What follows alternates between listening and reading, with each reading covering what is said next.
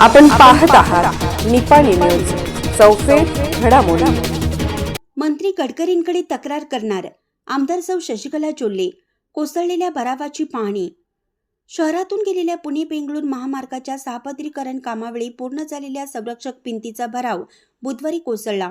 ही माहिती मिळताच आमदार सौ शशिकला जोल्ले यांनी तात्काळ घटनास्थळी भेट देऊन रस्त्याचं काम करणारे कंत्राटदार SM अवताडे यांचे अधिकारी विजय दाईंगडे यांच्याकडे विचारणा केली। रस्ता कामासाठी केंद्र सरकारने भरमसाठ निधी दिला असतानाही रस्त्याचं काम निकृष्ट दर्जाचं होत असल्याचा आरोप त्यांनी केला। तसेच याबाबत केंद्रीय भूपृष्ठ वाहतूक मंत्री नितीन गडकरी यांची शनिवारी दिनांक 1 नवी दिल्लीत भेट घेऊन तक्रार करणार असल्याचं पत्रकारांना सांगितलं।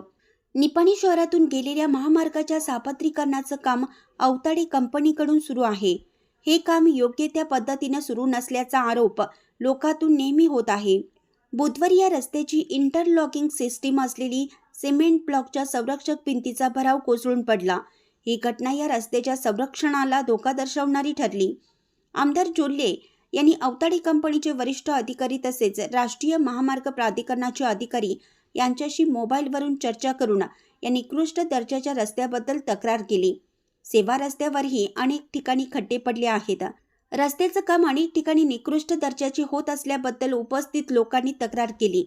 पोलिसांनी रहदारी अडवून ठेवली होती, त्यामुळे रस्त्यावर एका बाजूला वाहनांच्या रांगा लागल्या होत्या। पूर्ण भिंतच निकृष्ट दर्जाच्या पद्धतीने उभारली असल्याचं सांगण्यात आलं। सिंगल सिमेंटचे ब्लॉक व आतमध्ये मातीचा भराव टाकला आहे। पाण्याचा निचरा होत नसल्याने ही भिंत कोसळल्याची चर्चा झाली। अनेक कार्यकर्त्यांनी संतप्त प्रतिक्रिया व्यक्त केल्या।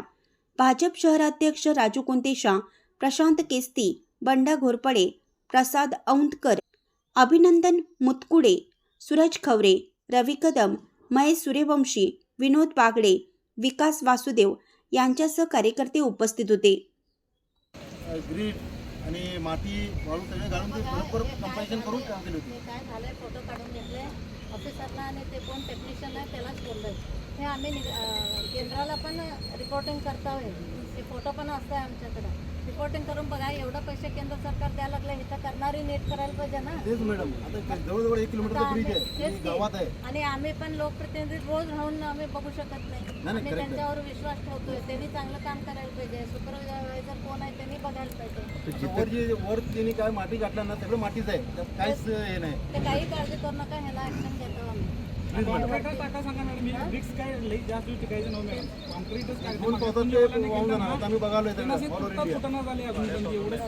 अजून एक गाडी गेली ना वरनं, आता हे परिस्थिती आहे। उद्या ट्रॅफिक चालू झाली की म्हणूनच मी आलोय। अशाच अपडेट्ससाठी निपाणी न्यूजला सबस्क्राईब करा आणि रहा अपडेट।